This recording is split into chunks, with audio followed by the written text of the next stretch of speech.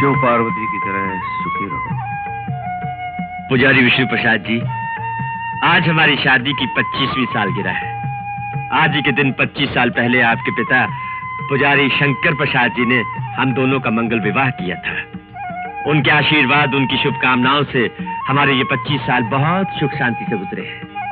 आज इस रजत जयंती के शुभ अवसर पर आपका आशीर्वाद लेते हुए आपकी खिदमत में ये छोटी सी भेंट अर्पण करता हूँ, इसे स्वीकार कीजिए। क्षमा कीजिए, इस भेंट को आरती में डालिए। इस पर मेरा नहीं, भगवान का अधिकार है। आरती में? भगवान को? लेकिन विष्णु प्रसाद जी, ये भेंट तो मैं आपकी सेवा में दे रहा हूँ। आपकी गृहस्थी सुख शांति से चल रही है, वो मेरे कारण नहीं, ये सब भगवान की महिमा है। वाह वाह वाह वाह पुजारी जी, आप धन्य हैं। आज तक मैंने मंदिर में भगवान और भगवान के नाम पर अनगिनत पुजारियों को माल हड़प करते हुए देखा है, लेकिन आप जैसा महान इंसान नहीं देखा। ये देखिए ना, जैसे ये मेरा ड्राइवर शामू है, पिछले 25 वर्षों से बड़ी वफादारी से मेरी सेवा कर रहा है, लेकिन आज तक इसने पगार बढ़ाने के लिए अपना मुंह नहीं खोला। वैसे ही 25 वर्षों से आप इस भगवान की सेवा कर रहे हैं और आपने मेरी ये छोटी सी भेंट देने से इनकार कर दिया। वाह! अरे बेटी, क्या हुआ?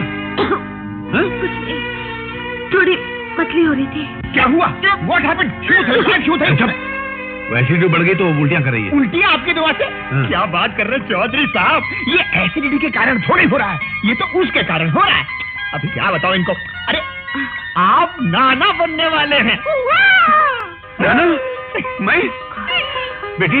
हाँ? चल बेटी, चल आराम से चल के लेट जा। डैडी, I'm okay, मुझे कुछ नहीं हुआ। अरे अगर तेरी माँ जिंदा होती ना तो वो तुझे बताती कि लड़कियों को ऐसी हालत में नहीं घूमना चाहिए।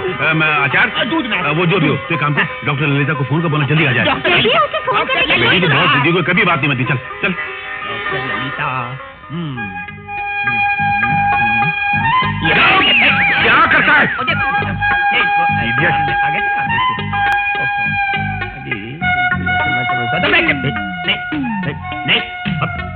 अरे तू पहले डिसाइड करे तुझे जाना कहाँ है? ये उधर। हाँ, अजीब हो गया ये। कृष्ण, दूध नाथ, दूध। कृष्णा है कौन ये कृष्णा? ये मेरा होने वाला नवासा। ओह अच्छा अच्छा। अरे बेटी ललिता। बेटी? क्या? डॉक्टर। तेरी बेटी है वो? नहीं, डॉक्टर ललिता। बेटी क्या है? लड़का? ये लड़की? नहीं, मैंने सुना डॉक्टरों ने कोई ऐसी मशीन इजाद की जिससे पहले ही पता चल जाता लड़का होने वाला कि लड़की होने वाली है। अगर तुम्हारे पास मशीन तो मुझसे को मैं मंगवा, डोंट वरी अबाउट दैट। हाँ अंकल, आप खामखा परेशान हो रहे हैं, शोर मचा रहे हैं। साधना को ऐसा कुछ नहीं है। रात भर जाग जाग कर पढ़ाई करने की वजह से एग्जर्शन बढ़ गया है और उल्टी हो गई, बस। गर्भ वगैरह कुछ नहीं है। अचार, दूध। मुझे सबसे पहले खबर किसने सुनाई थी कि मैं नाना बनने वाला हूँ? मेरे ख्याल से शायद मैंने ही बताया था आपको, आपकी दुआ से। मेरी दुआ से? देखिए क्या है जी, जब औरतें उल्टियां करती हैं तो उनका मन खट्टा खाने को करता है, और जब उनका मन खट्टा खाने को करता है तो इसका मतलब उनको बच्चा होने वाला है आपकी दुआ से। मेरी दुआ से? अब मैं तुझे खट्टा खिलाऊंगा, चौधरी साहब, तुझे उल्टियां कराऊंगा, तेरी बीवी की जगह तुझे गर्भ से कराऊंगा। नहीं, ये हमेशा गलत बातें करता है। मुझे माफ कर दीजिए, आपकी दुआ से। मेरी दुआ से? पापा जी। अरे माफ कर दीजिए। चलो अंकल। पापा। अरे ये क्या, इतनी जल्दी कपड़े बदल लिए? क्या बात कर रहे हैं? मैं तो शाम से यही कपड़े पहने हुए हूँ, इसी लिबास में हूँ। ओह, तो शायद मैं ही सपने देख रहा हूँगा। बहुत अच्छे, खड़े खड़े सपने देखने लगे। जाइए, जाके सो जाइए। रोज अकेले सोते सोते बोर हो गया हूँ। तो फिर जाके नौकर के कमरे में सो जाइए। नौकर? छी, उसे क्या काट कर खाऊं? तुम मेरी तकलीफ क्यों नहीं समझती? देखो ना, तुम्हारे डैडी अपने पैदा होने वाले नवासे के लिए कितना खुश हो रहे थे, उसके लिए नाम भी चुन लिया था। उनकी खुशी के लिए हमारी तरफ से कोशिशें, एफर्ट बहुत जरूरी है ना। बिल्कुल नहीं, जब तक मैं पब्लिक प्रोसिक्यूटर न बन जाऊं, मेरे लिए आराम हराम है। और फिर मुझे कल के केस की तैयारी भी करनी है। अरे ऐसे केस तो रोज ही लगे रहते हैं, जरा इस केस की तरफ भी ध्यान दो ना। मुझे काम है, प्लीज आप जाइए ना। देखो Sadhana, Indian marriage act number 25 1955 section I के तहत अगर पति कुछ चाहे और पत्नी इनकार करे तो ये संगीन जुर्म है, और ऐसी हालत में अगर पति अपनी पत्नी का बलात्कार भी करे तो ये जुर्म नहीं है। Do you know that? अरे डू यू नो दैट? ओह, ये बात है। इंडियन पेनल कोड की दफा 105 ऑफ 1860 सेक्शन 375 के मुताबिक बलात्कार एक भयंकर जुर्म है। 6 साल की कठिन सजा भी हो सकती है। You know that? ये कौन सा सेक्शन है? कोई जबरदस्ती का सेक्शन है क्या? देखो साधना, एक शरीफ आदमी की तरह कह रहा हूँ, इज्जत से बेडरूम में आ जाओ। चलो आ जाओ। नहीं, मैं नहीं आऊंगी। देखिए, बेकार भटकने वाले जानवरों का काम है बच्चे पैदा करना। इंसान का कोई मकसद होना चाहिए, हर चीज का समय होना चाहिए। आपके जैसे मैं बेकार नहीं हूँ। जाइए। देखो मैं नर्वी दिखा रहा हूँ और तुम हद से आगे बढ़ती जा रही हो। Now this is too much. आप बहुत बदतमीजी करने लग गए हैं। जबान पर काबू रखो। मैं तुम्हारा पति हूँ, नौकर नहीं, जिसे तुम तमीज सिखा रही हो। तमीज नाम की चीज का आपको एहसास नहीं है, इसलिए याद दिला रही हूँ। ना खुद काम करते हैं, ना दूसरों को काम करने देते हैं। साधना। यस, बिल्कुल ठीक कह रही हूँ। आपको बिना काम किए खा पी कर आराम करने के अलावा आता ही क्या है? बस जब देखो प्यार, मोहब्बत, औलाद, बच्चे। अरे पहले कुछ बनकर तो दिखाइए, मेरे डैडी की फैक्ट्री चलाकर तो दिखाइए, अपने पैरों पर खुद खड़े होकर दिखाइए, तब मैं आपके बच्चे की माँ बनूंगी, समझे? Good night.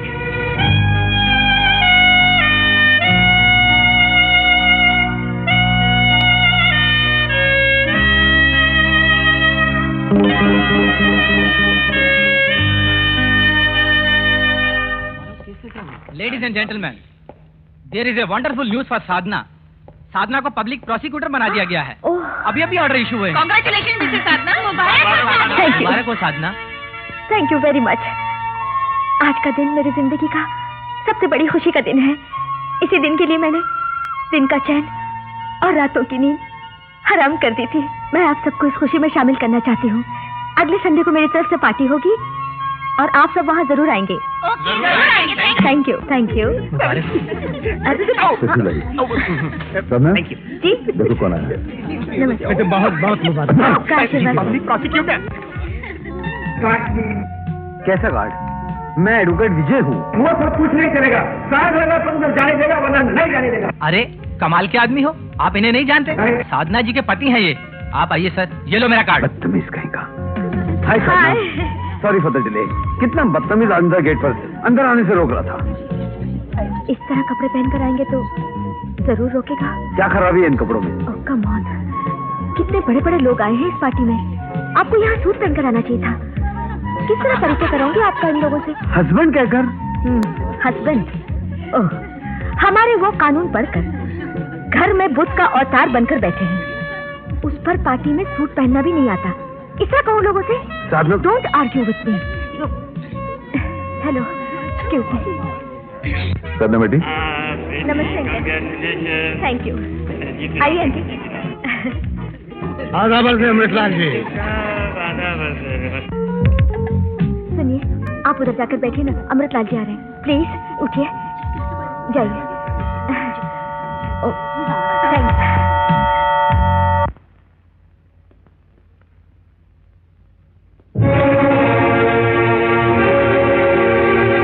साधना,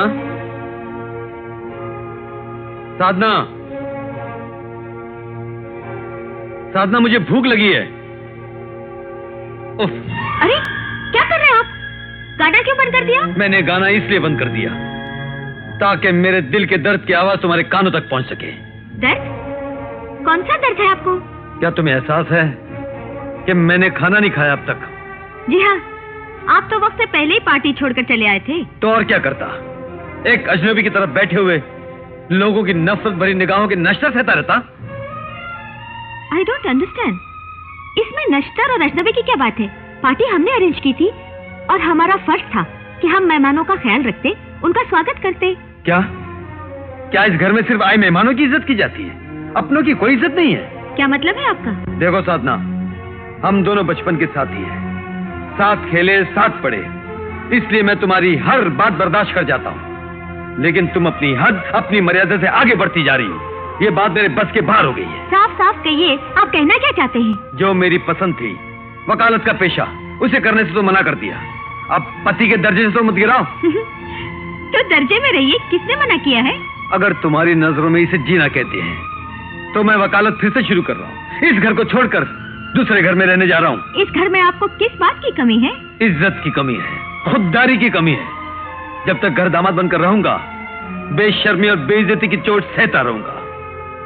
इसलिए मैंने फैसला कर लिया है कि खुद अपने पैरों पर खड़े होकर, रूखी सूखी खाकर इज्जत की जिंदगी गुजारूंगा। अपने पैरों पर खड़े होकर रूखी सूखी खाना आप ही को मुबारक हो। रूखा सूखा खाने की आदत न मुझको है न मेरे खानदान में किसी को है। समझा? तुम मेरे साथ रूखी सूखी खाकर नहीं जी सकती, तो फिर अमीर घराने की लड़की होकर मुझ जैसे गरीब मामूली लावारिस इंसान के साथ ब्याह क्यों किया? सिर्फ फैशन के लिए, या मांग में बाजार से खरीदा हुआ सिंदूर भरने के लिए, या समाज में अपने आप को शादीशुदा कहलवाने के लिए? और अगर मैं तुमसे पूछूं कि तुमने मुझसे शादी क्यों की, मेरे बाप की कमाई हुई दौलत पाने के लिए? नहीं चाहिए तुम्हारा धन, तुम्हारी दौलत, इसीलिए सोचता हूं इस घर को छोड़कर चला जाऊं। तुम मेरे साथ आओगी या नहीं? पत्नी होने के नाते तुम्हारा हुक्म मानने से पहले मैं अपने डैडी के विचारों को जान लेना जरूरी समझती हूँ। तुम्हें पिता चाहिए या पति चाहिए? दोनों चाहिए, लेकिन दोनों में पहले मेरे पिताजी थे, उसके बाद आप मेरी जिंदगी में आए। 2 कश्तियों में सवार होकर सफर की इच्छा रखने वाले बेवकूफ कहलाते हैं, और सुराख वाली कश्ती में सफर की इच्छा रखने वाले उससे भी बड़े बेवकूफ कहलाते हैं। ब्यूटीफुल, क्या जबान इस्तेमाल की है। खुले शब्दों में कहे बगैर कितनी आसानी से तुमने अपने दिल की बात कह डाली। मैं एक सुराख वाली कश्ती हूँ, यानी एक निकम्मा इंसान जिसके पास सर छुपाने के लिए ना कोई घर, ना जिंदगी का कोई मकसद। तुम्हारे ही घर में तुम्हारी टुकड़ों पर पलने वाला और जिंदगी की धूप से बचने के लिए तुम्हारी छांव में जीने वाला एक बेगैरत इंसान हूं, यही ना? ऑलराइट साधना, एक दिन यही सुराख वाली कश्ती तुम्हें जिंदगी बचाने वाली लाइफ बोट बंद कर दिखाएगी। तुम जिस घास के तिनके को हकीर समझती हो, वही तिनका एक दिन तुम्हें डूबने से बचाएगा। यह बेसहारा इंसान एक दिन तुम्हें सहारा देगा। यह बिना परछाई का सूखा पेड़, एक दिन इसी सूखे पेड़ पर तुम अपना घोंसला बनाने आओगी। आज 15 अगस्त का दिन हमारे देश की आजादी का दिन है, और आज के इस शुभ अवसर पर हमारे शहर में पूज्य बाबूजी के रास्ते पर चलने वाले त्याग मूर्ति श्री अमृतलाल जी भी मौजूद हैं।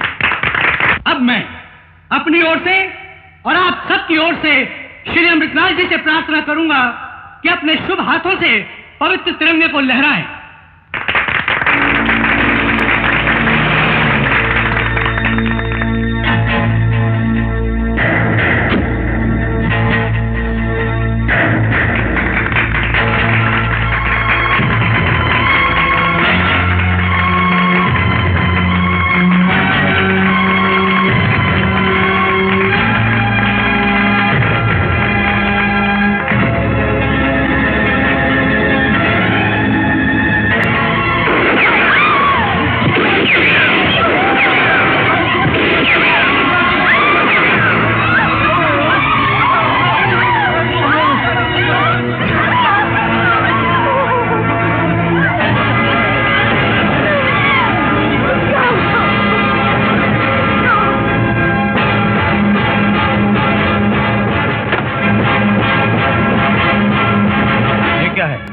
कौन है आप? मैं एक खूनी हूँ और सेठ अमृतलाल का खून करके आई हूँ। क्या?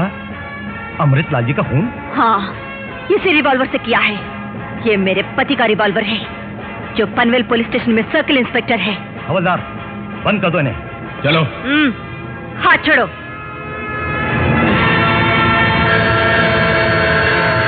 अगर नेक और गरीबों के हमदर्द लोगों का इसी तरह दिन दहाड़े खून बहता रहा तो लोगों को तो भगवान पे से विश्वास उठ जाएगा। कभी कभी तो दिमाग काम नहीं करता है। नमस्ते चौधरी साहब। आइए विष्णु प्रसाद जी, बैठिए। नमस्ते। हम लोग अभी अमृतलाल जी की हत्या का जिक्र कर रहे थे। जब हम लोग का ये आलम है कि ये खबर सुनकर हमारी रूह कांप गई है, तो आप पर जाने की अभी होगी। आप तो उनके करीबी दोस्त थे, सारे दान धर्म के काम आप ही के हाथों हुआ करते थे। चौधरी साहब, मैं दरअसल उन्हीं की हत्या के केस के सिलसिले में आपसे कुछ बातें करने आया था। केस? केस का तो सवाल ही पैदा नहीं होता विष्णु प्रसाद जी। वो हत्यारों तो सीधे फांसी के तख्ते पर चढ़ने वाली है। उसने हजारों लोगों की मौजूदगी में कत्ल किया, उसकी तस्वीरें उतारी की जो अखबारों में छप चुकी हैं, फिर उसने पुलिस में जाकर खुद अपना रिवॉल्वर सरेंडर किया, इकबाल जुर्म किया। ये मुकदमा तो आईने की तरह साफ है। It's an open shut case. What do you से बेटी? हाँ बिल्कुल, आप बिल्कुल फिक्र मत कीजिए पुजारी जी, उस लड़की को फांसी होकर रहेगी। मैं उस लड़की को फांसी लगवाने के लिए नहीं, उसे फांसी से बचाने के लिए आपसे मदद मांगने आया हूँ। जी? जी हाँ, इस केस को लड़ने के लिए कोई वकील आगे नहीं आ रहा है। तो आप मेरे पास चले आए? जी। और ये उम्मीद लेकर कि मैं अमृतलाल जी जैसे इंसान को उनकी मौत के बाद मुजरिम साबित करके उस लड़की को फांसी से बचा लूंगा।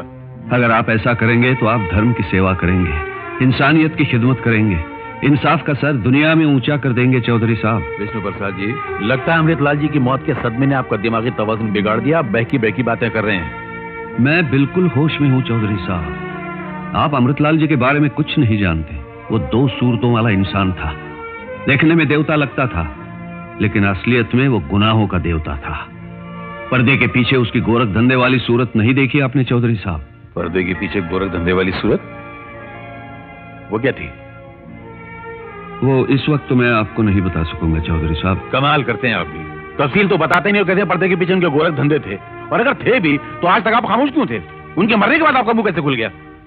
मैं अपनी कमजोरी मानता हूं चौधरी साहब, लेकिन आप मदद करें तो यही नहीं, और भी बहुत सारी सच्चाइयां दुनिया के सामने आ सकती हैं। जी नहीं, ये इतना क्लियर और साफ कत्ल का मुकदमा है कि मैं क्या दुनिया का कोई भी वकील इस केस को डिफेंस करने से इनकार कर देगा, और जो डिफेंस करेगा उससे ज्यादा नालायक, अहमक और पागल आदमी इस दुनिया में नहीं होगा।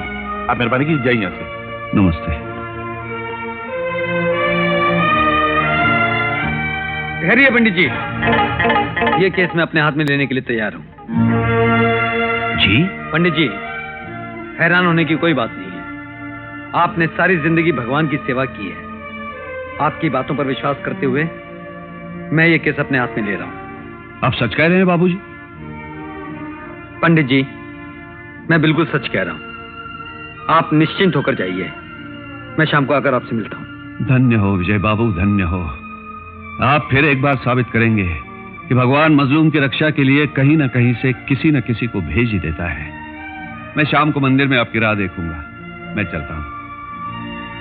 विजय, तुम क्या वाकई इस केस को अपने हाथ में ले रहे हो? जी अंकल। लेकिन क्यों? तुम में ये खामखा का जोश क्यों पैदा हो गया?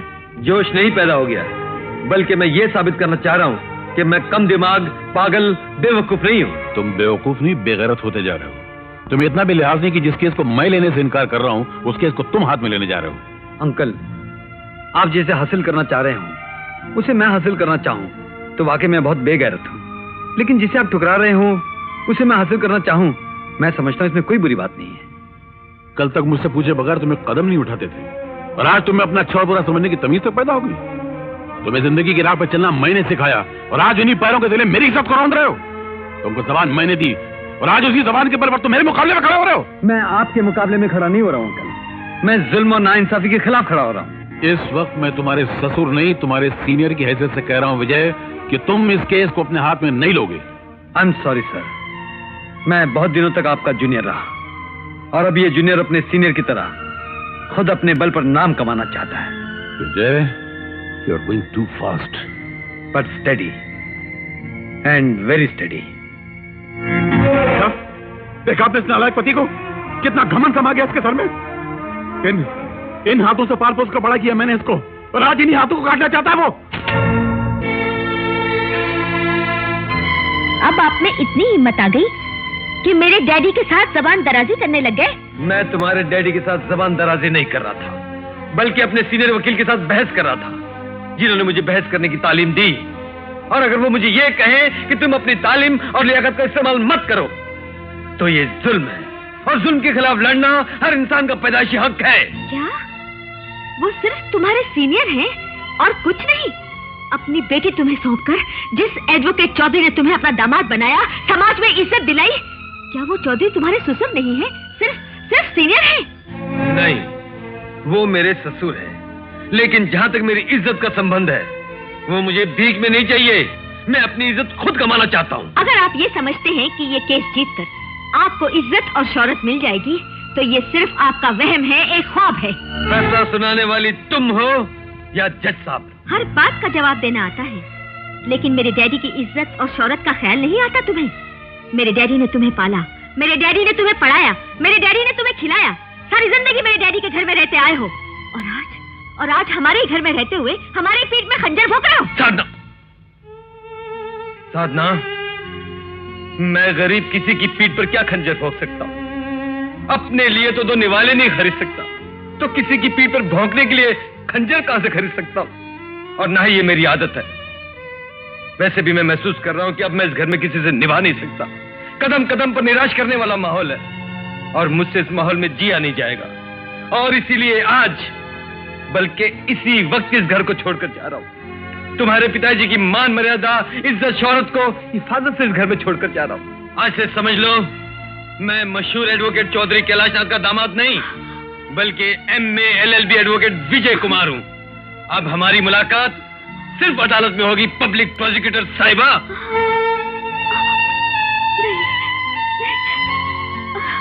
Daddy, daddy, daddy, daddy, daddy, वो अपने कपड़े और सामान बांधकर इस घर से जा रहे हैं। क्यों? कहते हैं अपने पैरों पर खड़ा होना चाहता हूँ, अपनी मेहनत से नामवर वकील बनना चाहता हूँ। उनको हमारे घर का माहौल घुटन वाला और कदम कदम पर रुकावट वाला लग रहा है। ऐसी। आइए वकील साहब, बैठिए। नहीं अंकल, इतने दिनों तक तो बैठकर ही खाता रहा हूँ, अब तो खड़ा होने दीजिए। कहाँ? सड़क पर? जी नहीं, अदालत में। मुबारक हो विजय, तुम्हारे ये मजबूत इरादे जानकर और तुम्हारे ख्यालात सुनकर बेहद खुशी हुई। और यकीन मानो, तुम्हारे इन पुरजोश इरादों के बीच मैं या मेरी बेटी कभी नहीं आएंगे। जाओ, बहुत बड़े वकील बनो, इज्जत कमाओ, नाम कमाओ, दौलत कमाओ। इस घर के दरवाजे तुम पर हमेशा के लिए खुले रहेंगे। लेकिन जाने से पहले मेरी एक बात सुन लो विजय। मैं उम्र में और तजुर्बे में दोनों में तुमसे बड़ा हूं, इसलिए बता रहा हूं। मैंने जोश वाले भी देखे और जोश वालों का अंजाम भी देखा है। जिस मुकदमे के बल पर तुम अपने पैरों पर खड़े होने की कोशिश कर रहे हो, वो मुकदमा एक दिन कुल्हाड़ी बनकर तुम्हारे पैर काट डालेगा और मेरी इज्जत का सर काट डालेगा। तुम्हारा भविष्य और मेरी इज्जत दोनों तुम्हारे हाथ में है, इसलिए जो कदम उठाना सोच समझ कर उठाना। मैं जिंदगी भर तुम्हारा एहसानमंद रहूंगा। अंकल, आपकी ये नसीहत मैं जिंदगी भर याद रखूंगा। Thank you very much. नहीं, नहीं, विजय, डैडी, वो गुस्से में जा रहे हैं। आप उन्हें रोकने के बजाय उल्टा जाने को कह रहे हैं। बेटी, जिस इंसान को कभी गुस्सा नहीं आता वो इंसान कहलाने के लायक नहीं होता। गुस्सा मन का मवाद है, उसका निकल जाना ही बेहतर है। कभी कभी जिंदगी में गुस्सा आता है तो हमेशा के लिए भला हो जाता है, और उसका भला होगा तो तुम्हारा भला होगा। जाने दो इसे, जाने दो।